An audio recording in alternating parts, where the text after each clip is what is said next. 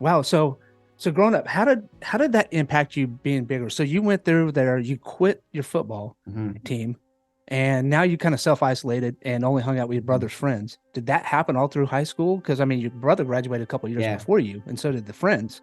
Yeah, So, man. So to continue with the story, so I quit freshman year and then I saw like how much fun everybody in football was having.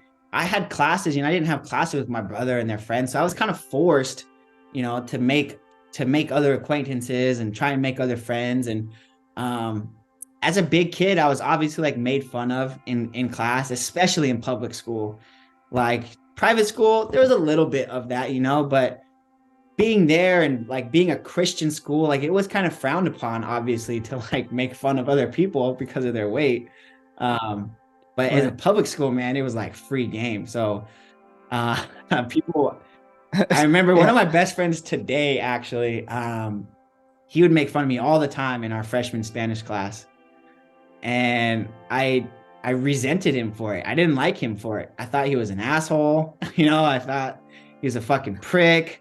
And I didn't like the guy. I thought he was cocky and arrogant. But fast forward to sophomore year, man, I actually joined the football team, and it was the best decision I could have ever made because I made friendships that still hold true to this day. So sophomore, junior, and senior year, we played football.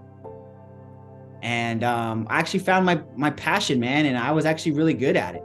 And I think that's just because of my size. I played O line, so sophomore Of year I course. played tackle. Junior year I played guard, and then senior year I played center. So went through all the positions, and yeah, it was a lot of fun.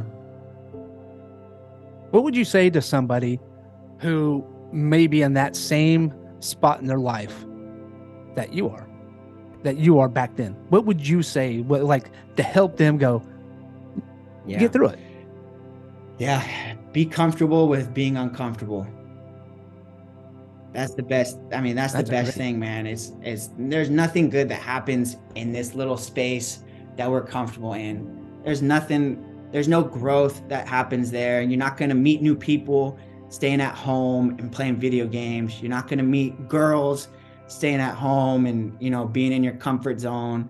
And, life's about building relationships, man. And that's how people get to that next level, is through the relationships they build and through the things that they try that they normally wouldn't try. So if someone was in that position now where they're like kind of on the fence about it and they don't really know if that's the right thing for them, and they feel this resistance kind of pushing back on them, man, that resistance is telling you that that's what you need to do.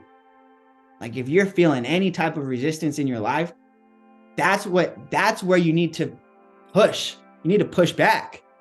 And so that's what I would tell him, man. Push back on that resistance. Be comfortable with being uncomfortable, and just go for it. You never know what's going to happen until you actually try it. Yep. Don't self isolate. Get out there and don't be afraid to take That's right. chances. Put it out there, man. Put the risk. The risk is definitely worth the reward versus just staying in and self loathing. You know,